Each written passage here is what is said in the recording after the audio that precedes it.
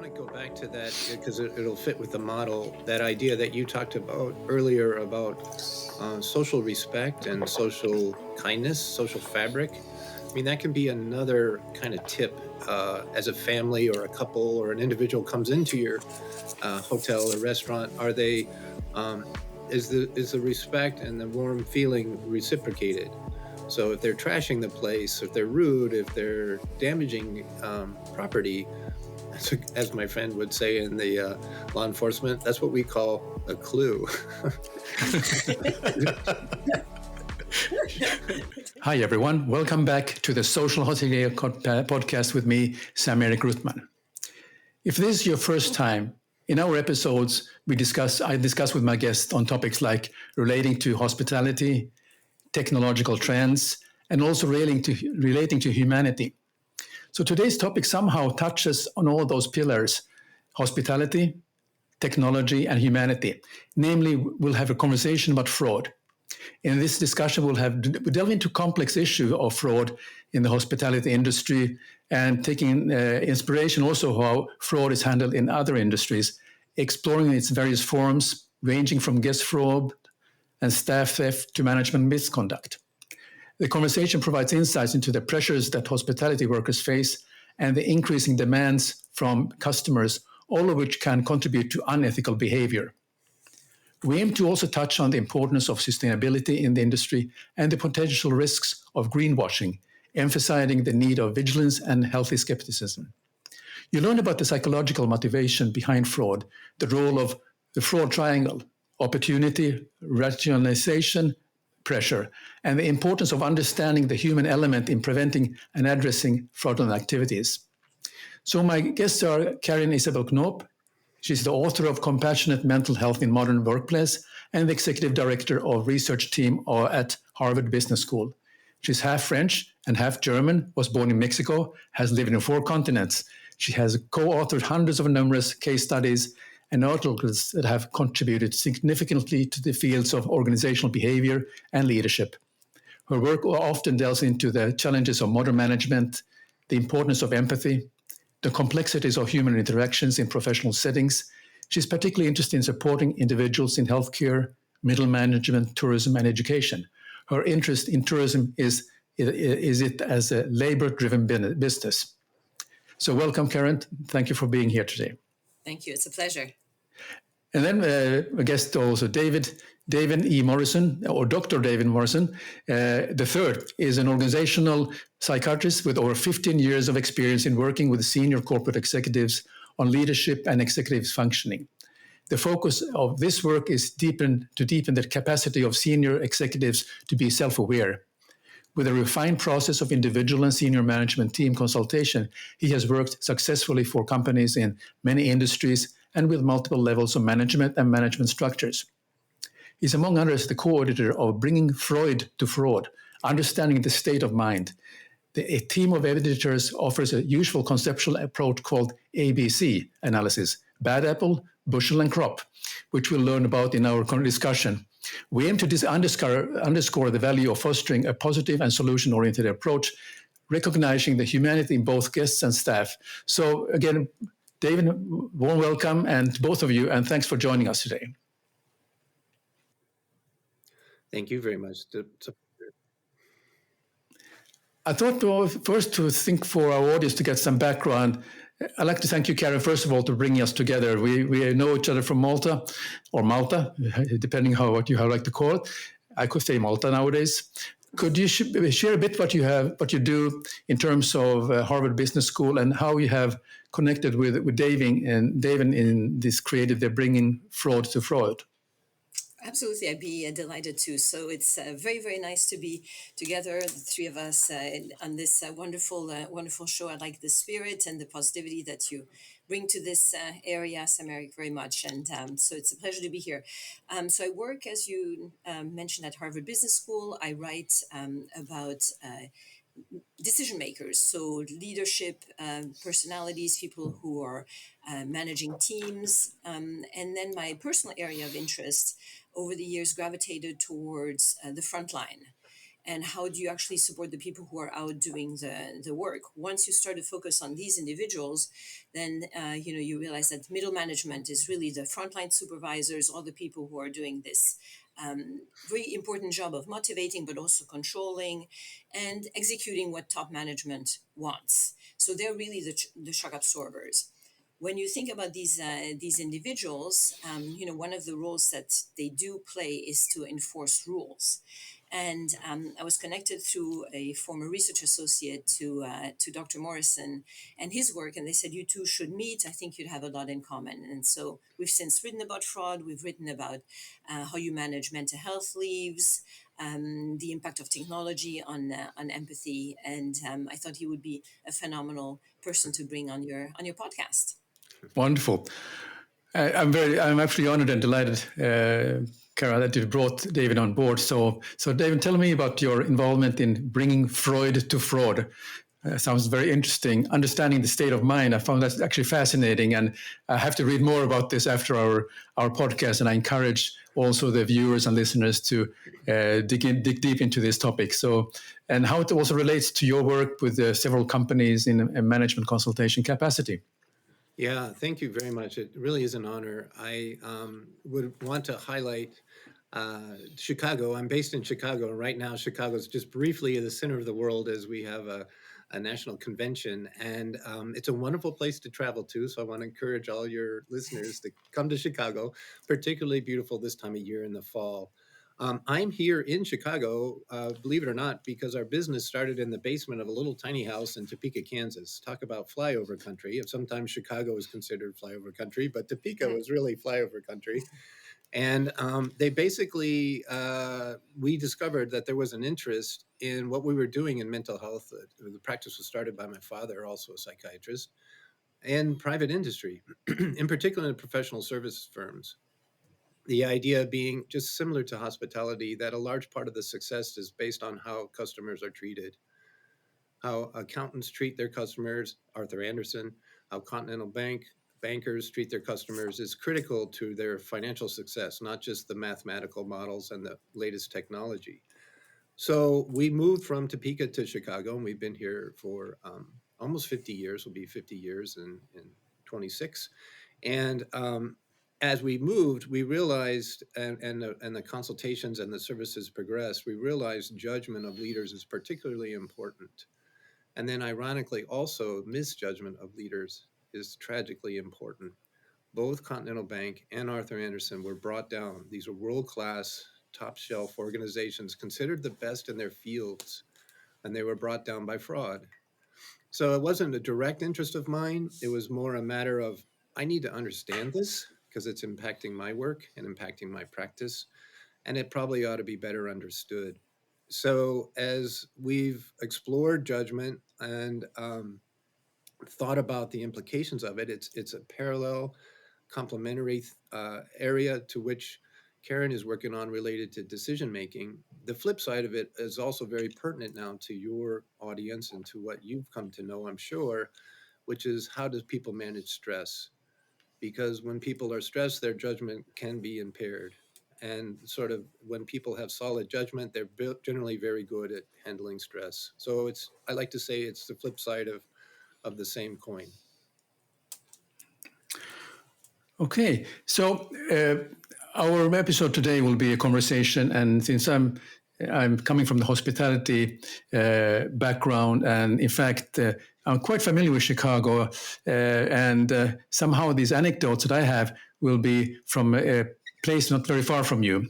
David, I was in Lake Geneva, Wisconsin. Oh, yes. And I landed in Chicago, and I was taken then by car to the area. So I spent 3 years, almost 4 years in Lake Geneva.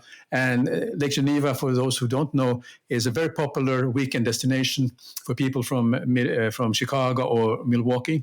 And they have some beautiful resorts. And exactly what usually happens in beautiful resorts, you have also some fraudulent activity from the customers and also from the staff. So in that sense, I think the conversation will have quite an interesting spin to it, because I didn't realize first that you are from Chicago area, and I must have been around about that time when you moved to, or your father moved to Chicago, I was going to Lake Geneva, so that was quite Oh, interesting. Yeah, yes, very good. yeah. It's a beautiful place to visit. But let's start again with a discussion on how you see the psychological factors that drive guests, staff, and management to commit fraud in different industries, and then I can also take some aspects of where I see the hotel side and hospitality, and how do these differ across these groups? You bet. You bet. Let's build a little bit on where you started. Obviously, I'm coming with the psychological behavioral science side of things, and it's a multidiscipline problem to solve. So, on our team, on that book you referenced, the ABCs: bad apple, bad bushel, bad crop.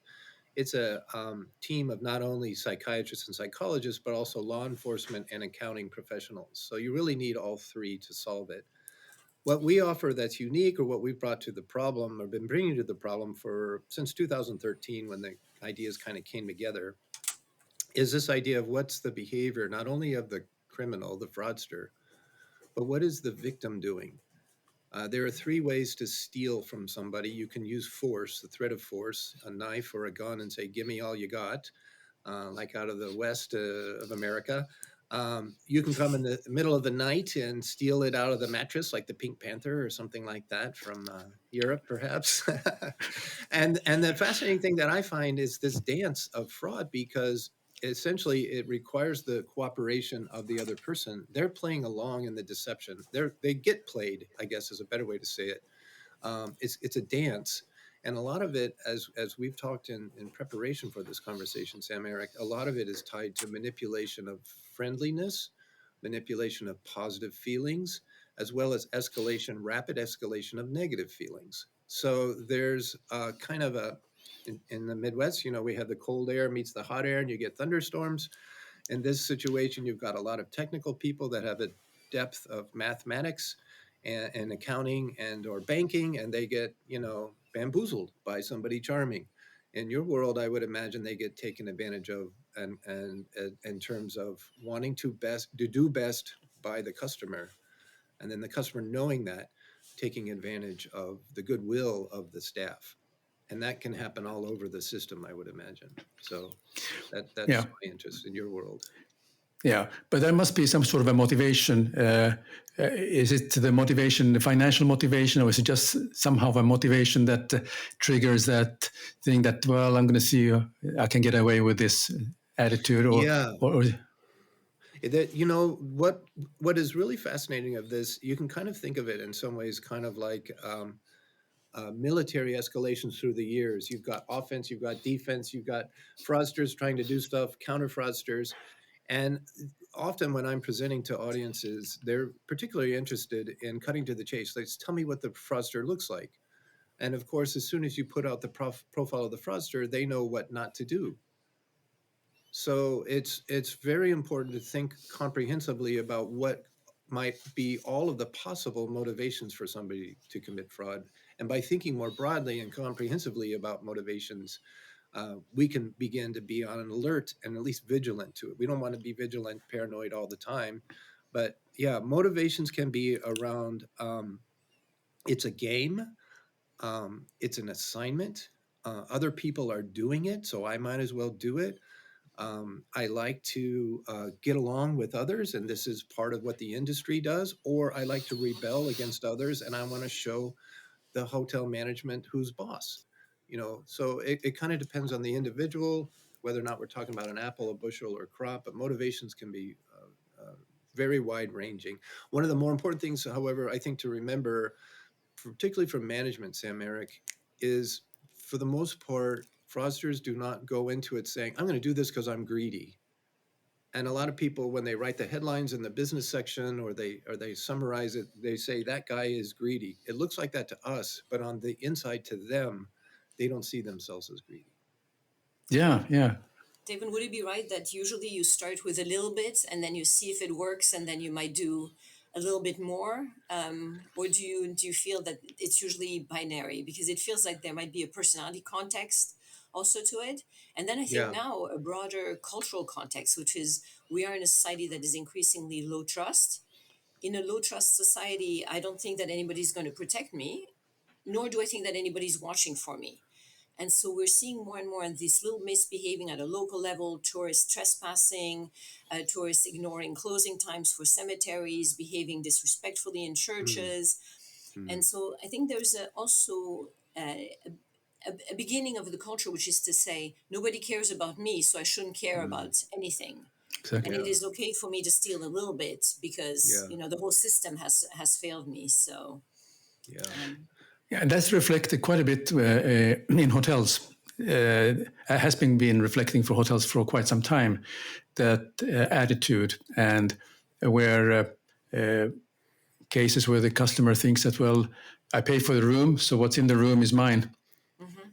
and then it can go quite dramatic, and they see what they can get away with. I mean, it's not about taking the shampoo or anything. It's more than that.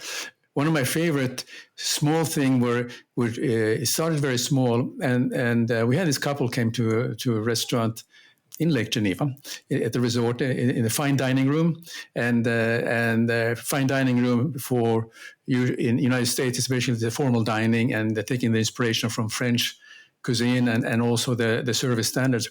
So we had this couple coming in, and I was in charge of one station, and so we started with a salad. And I had the hunch that something was not 100%. There was a little bell ringing, and I noticed that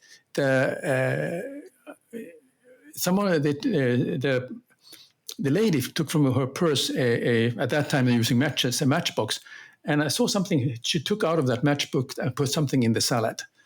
So I just started to circle to that area, and she's been eating most of the salad because the portion in the United States are quite big. So that was her meal, and I think she had the idea that, well, no, let's see what happens. So then she called with a very angry face and snapped her fingers at me like looking for her pet or something. So I walked up there to see what happened. She said, "Look, there's a fly in my salad." Oh my gosh. Well, I saw what happened, but I felt that, okay, is it really worthwhile for the salad that costs us at that time maybe $3 or $4 to make, and to raise a fuss out of this? Or should I just let it slide? I want to see, well, what's the next reaction. And turns out that they were so angry, so to speak, that they decided to walk out, and we didn't charge for that salad. Obviously, we didn't offer them any compensation or anything, but that was just a starting point. And what happened, and what usually happens in these situations, that this kind of, particularly if they're staying in the hotel, the message gets very quickly through. And this was pre-digital era. We make sure that we what we call flagged the guest to watch out for any others. And that little fly in the salad was basically a trigger that we realized that if they're going to try something else, they're not going to get away with it anymore. So that's just kind of a small thing that can happen, and it happens today. Sure, it happens today because there is always embarrassing for the chef, embarrassing for the staff, particularly a fine restaurant, a fine dining where they charge high number. It's a high ticket offering there. That if something happens, it's embarrassing if it's true. And now also the guests have the social media threat, which is, if you don't comp me, then I will have your fly all over social media. So there's also a shift in the balance of power. You don't have hotels broadcasting about evil guests. I mean, I'm sure there are some channels on TikTok, but so there's also an asymmetry of power. I think Yes. that the digital age has given here to the customer.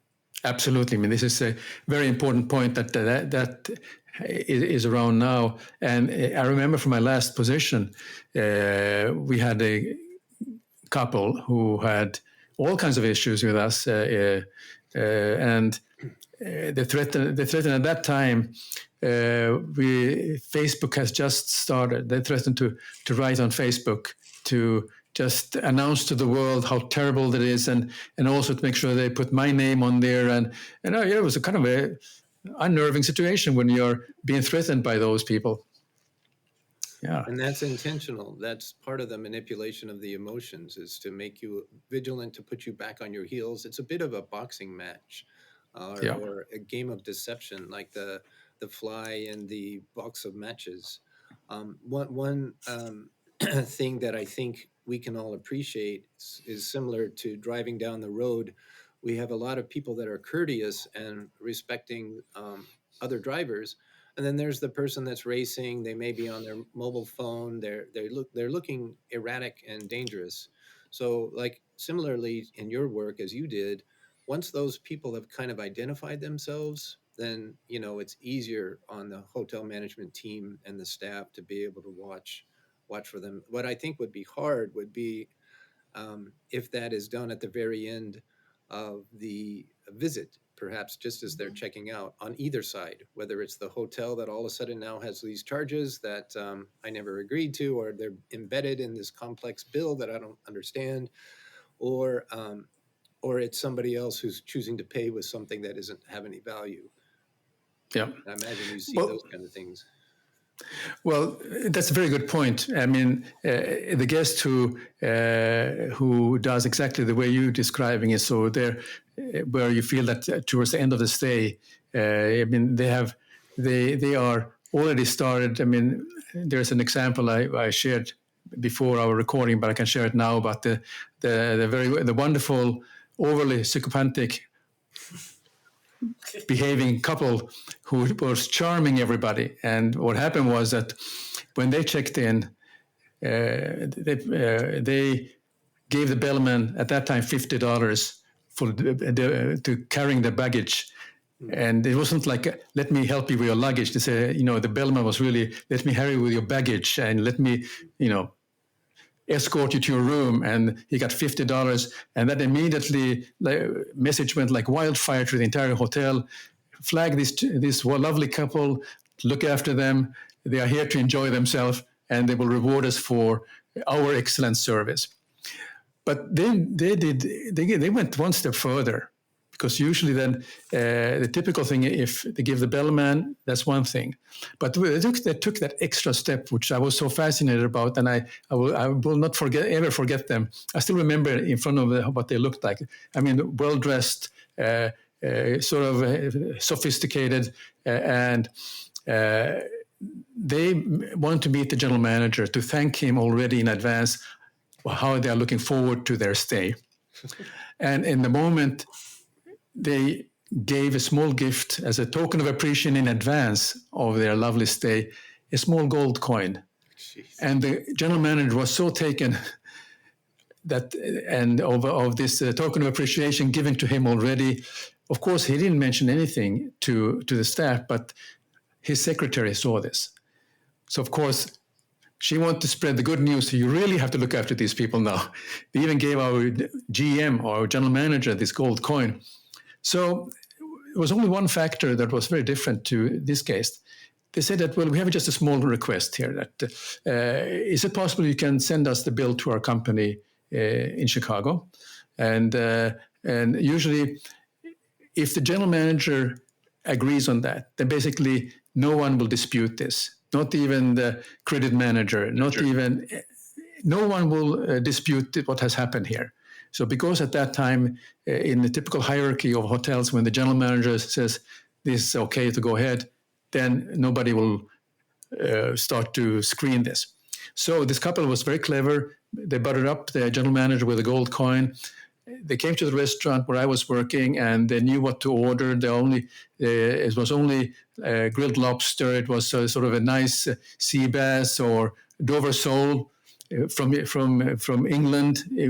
Everything was sort of the top notch. It was foie gras as an appetizer. So I really appreciated that, how they knew how to enjoy a nice meal, and they left with me with a fantastic tip. Mm-hmm. So they stayed for 1 week and had a great time, and they had dinner every night, and they always asked for me to serve them because they enjoyed the way I was preparing the Caesar salad for them. And so I was more than happy to do that. And they said, well, Sam-Erik, could you put extra garlic? Because I like extra garlic, of course. So I made all that for them. And then end of the evening was a crepe Suzette as a dessert with my compliments, because they have already tipped me so much. So I offered them the crepe Suzette. Now, and 1 week they left, and we sent them the bill, which was at that time in thousands of dollars, who could have enjoyed themselves. They took also, of course, they took the limousine to Chicago, but they didn't go to a home address. They was taken to a hotel, and then they evidently disappeared after that. Mm. When the invoice was sent to the address they given, it bounced back. Mm.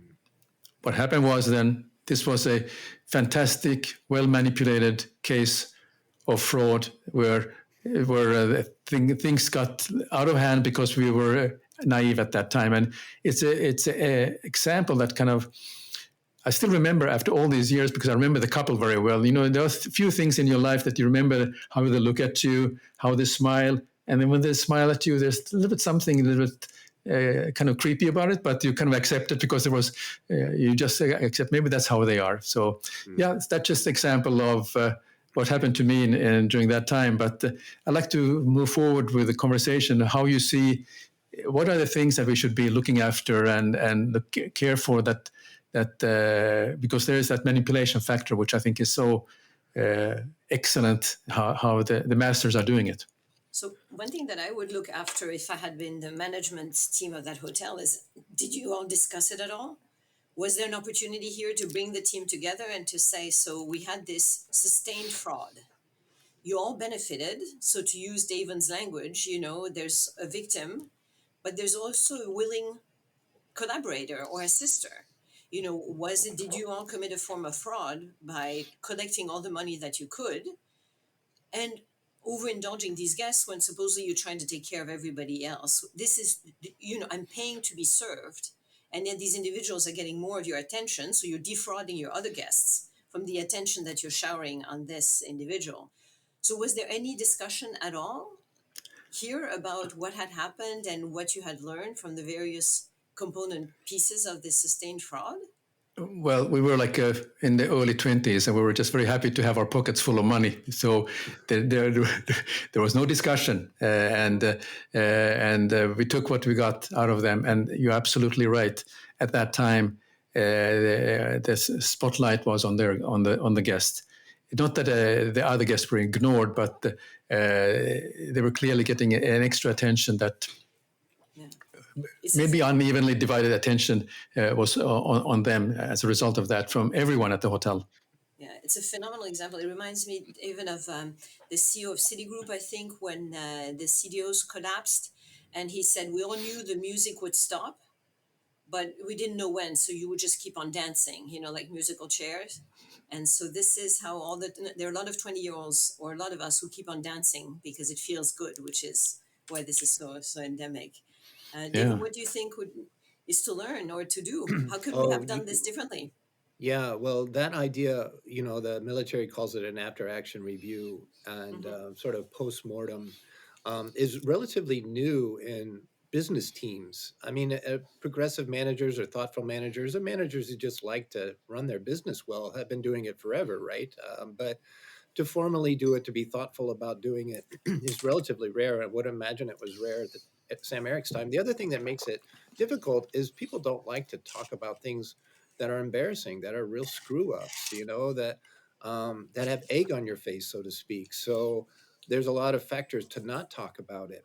And that's when it makes it worse. So what I love there's multiple things I love about it. First of all, is as you tell it, although we've heard it before, Karen and I are smiling, right? Because we know what's coming. We know this is in the context of fraud. These guys are charming. I like this kind of psychopathy versus the really nasty ones because they're just little scoundrels, you know, and they're naughty. They're like naughty kids, but nevertheless, they are expensive. It's roughly 3 to 5% of the GDP. It's a lost efficiency in the marketplace. It's a unfortunate cost of business. And you asked about it earlier, Karen, but I imagine this would be a case. A colleague of mine says nobody ever started at $1 million and worked their way down. So these are probably pretty sophisticated people that started out with something and now have polished it to a fine point and can take it to the best restaurants. And I remember that case as we talked in advance of this program as a reminder that even though technology can do lots of cool stuff, these basic fundamental things of deceiving each other can still work. So your clients, your customers need to stay vigilant to that. And obviously, if you do the after action reviews, that can be helpful. And then I guess one final thing, in addition to the kind of, oh no, we know where this is going. These naughty people, they're going to rip this hotel off. But that's because we knew it in advance. Um, Two things that's really important about emotions: they stick around. They have a memory. They set down memory in our. That's why we have powerful dreams. That's why you can close your eyes and picture those people. When my wife and I were just starting out, our house got robbed. I can still close my eyes and picture scenes from the day when I came back to the house and found that it had robbed. That's just the way emotions work. The other thing that's cool about it, I mean this in a good way, that you can remember it, is you can also picture that false affiliative smile. There was something creepy about it. And you have that for the rest of your life. And so if you see that and feel that again, it's just like your immune system. You've got the antibodies to that. And those are the kind of things that experienced managers, experienced hoteliers or restaurateurs or whatever can pass along to the team and say, look, these guys are charming, but my hair on the back of my neck is up. Keep your eyes open. Let's go into this thoughtfully, prepared. Yeah, you're right. I mean, this is through the years I worked in the industry actively, in from whether I was a restaurant waiter, captain, or manager, up to general manager or a regional position. There was something always I could take with me, but I learned from this particular event. But also another event was when we're looking at, after all, in hotels we have staff and staff who are also looking at taking advantage of Mhm. that the checks and balances are not 100%, or they're creating a relationship with their colleague so they can do some fraudulent activities. And in one case we had not in Lake Geneva anymore, was another place in the world where we had a city hotel where we had a night clerk, a night auditor, who had access at that time, and this is pre-digital period, so he had access to. We required every guest to record their credit card, so as a reference, credit reference, so they can stay at the hotel and we didn't charge. But he was able to find a way to find either a PIN number or somehow to charge that to that card, somehow that he was able to get some money out of it. I don't remember exactly the details how that worked, but at the end of the day, the customers was leaving, and suddenly there was a huge charge on his credit card, and he couldn't understand since he had not bought anything. So this was a kind of interesting situation that where the vigilance towards the to staff also, and that's also where the following procedure comes in. That has to be everybody has to follow those rules regardless of a friend or so on. Mhm. And now it's a little bit sad because now we're getting more and more procedures. Right now, when I used to go to swim in the lake in Germany, you just swim in the lake, and now you have a sign that says, "Do not smoke, do not drink, do not use fire, do not drown anyone, do not break glass." And so you wind up in environments where there's so many things not to do, Yes. and we have lost track of what is it important to do, Yeah. which is not to take what we don't have, not to manipulate others. And so I think this focus on sort of structure of the culture in the hospitality business is really important, because at the end of the day, we will never think of all the clever things that our staff will do because they're just more intelligent than management. So, but we can think about what are the values that you might want to underline for them to keep. One thing, David, that I thought might be very helpful for Sam-Erik's audience is to talk a little bit about the roles. Mm. We talked a little bit about the victims, the marks, the larks, but also the role of the Ah, park rangers. oh yeah, Because ever since I heard that framework, I see it all the time. I even write about it in my cases, because when you think of business issues or transformations, there are various roles that people play. So right. if we have a few more minutes, David, I think that would be maybe very helpful for the Thank you. managerial audience. Thank you, Karen. Yeah. I want to go back to that because it'll fit with the model, that idea that you talked about earlier about social respect and social kindness, social fabric. I mean, that can be another kind of tip as a family or a couple or an individual comes into your hotel or restaurant. Are they Is the respect and the warm feeling reciprocated? So if they're trashing the place, if they're rude, if they're damaging property, that's as my friend would say in the law enforcement, that's what we call a clue.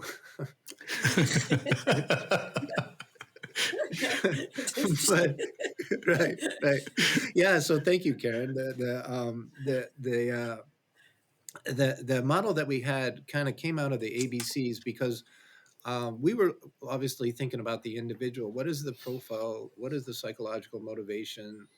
How can we build a model around that? And then what's happening with the emotions that essentially the spider and the fly, what's happening in the victim, the prey that they are getting conned. The person with the gold coin, we would call that an affiliative scam because they make it look like they're friendly. That's what Bernie Madoff did. They look like one of us. How would they ever betray us? We love them. They're wonderful. They're one of us. They're perfect guests. They're wonderful children, right? Whatever it might be. So as we mapped out that ABCs, we realized, well, where's the shark? Where's the mark, right? Here's the shark and there's the sucker, right? There's the prey. Well, what about the person who stops this? And that's the whistleblower. The whistleblower is very important. Now, they're not perfect. They can have their own psychological problems, but the whistleblower can be really important. You may remember there were 3 whistleblowers that were Time Magazine Women of the Year about 20 years ago, but one of which was out of Enron. That was where I got interested in this because Enron brought Arthur Anderson down. So you have the sharks, marks, and then the larks, the little birds that sing, and then trying to figure out what is law enforcement. We had to stretch it a little bit, but we call it park rangers. You know, the person that patrols the marketplace and says, you know, I saw you steal that apple off the fruit cart, little boy. You know, let's take that back. And if you do that again, you got more consequences. So you got the law enforcement, sharks, marks, and larks. And ideally, they're working well. What gets to be the problem, right? This gets to more high level challenge is when what we call the law enforcement or the government regulatory agency gets captured. So now they're not necessarily, this can get into greenwashing and some of the other things that you were interested in. They're not necessarily looking anymore to protect the community, protect society. They're looking to cut the corners on the regulations to make sure that the business is happy. And that there's a phrase around that. I think it's actually Austrian. You all might appreciate this, but it's his bread I eat, his song I sing. So if you're captured in some way, either you're funded by, or you're receiving bribes, or you've got in America, one of the big problems is, and I imagine it's worldwide in democracy, you've got a hold of the policymakers. You've got the people in Congress or your parliament in your pocket. So that's kind of a larger, broader a challenge for fraud is when it gets to be that big, and then the park rangers aren't doing their purpose anymore, and we then say the whole farmers market. We go for bad apple, bad bushel to bad crop. Now the whole farmers market is rotten. So anyway, Yeah. So that's a bunch of metaphors. I hope that's helpful. Very good. Yeah, I mean, you touched on the word of greenwashing, and because the buzzword now in hospitality is sustainability, and the ethos of every self-respecting hotel management company, brand, and so on, they always talk about and praise the importance of culture, the sustainability, and but also I asked one of the representative in a panel discussion actually came up 2 years ago, and the person is from what I call one of the 5 usual suspects. We are talking about the 5 biggest hotel management companies that has several brands. So can you give us an example of sustainability in your hotels? We don't have plastic straws anymore. So I was waiting for a continuation on this topic, but because of the restrictions from the hotel company, she could not really talk so much anymore.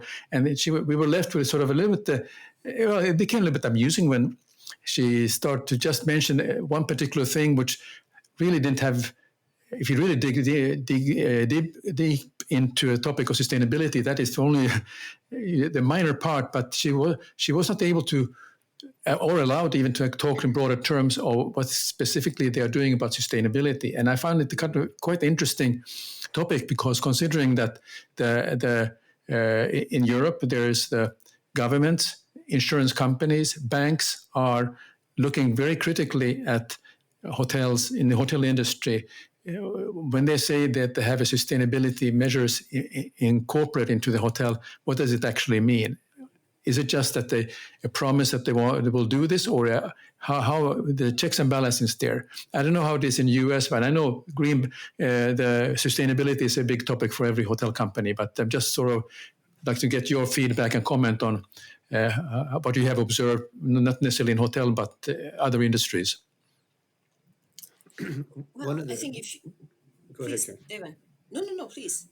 Well, one of the concerns is obviously having children who are now in their mid-20s is I want them to live in a planet that's healthy, right? So I believe in the importance of taking care of the planet and taking care of the wild spaces and the healthy water, healthy air, and all of that. That was done for me. So that idea of greenwashing makes me sick at my stomach. I am not an expert on greenwashing. One of my colleagues is. He's a former CEO of Grant Thornton, and he's on a path to collaborate with us because he has an interest and wrote the afterword in our book on fraud. So he talks about multiple different ways that greenwashing happens. For example, saying that you're going to plant 1,000 trees in the Amazon, never checked. He's from New Mexico, and New Mexico is a beautiful state, but it's having some problems with wildfires that are set by people, and the groundwater and other things that are supposed to not be polluted are being polluted. So how do you essentially, this is now shifting from the psychiatry world to the accounting world and the law enforcement world. Trust but verify. It really kind of will be less about the good feelings that I signed this document, or we don't wash our towels but once a week. We hang up our towels. We don't use water as much as we did. But trust but verify. This is now moving away from the good feelings about the goodwill into the hard controls. Yeah. I think on the emotional side, what this brings up to me is this kind of moral injury that companies have been imposing on their staff, which is, a few years ago in the US, it was diversity, equity, and inclusion initiatives. We really care about inclusion. We really care about diversity. Then a few years later, David and I have been interested in mental health at work for decades. Then all at once it becomes all the rage. Exactly the same playbook. We're going to hire people. We're going to make big speeches. We're going to say what people want to say. And that's going to be pretty much business as usual because I've got to make money. Then the greenwashing is a little bit of the same. And I think the big challenge for companies is that, especially in this conversation that we're now having about fraud, which is I would like my frontline staff to have values and enable them to trust them. But then I'm behaving in a way that basically makes it extremely easy for my frontline staff and the middle managers to say, well, you're not your word. You're committing emotional fraud by pretending to be doing something that you're not.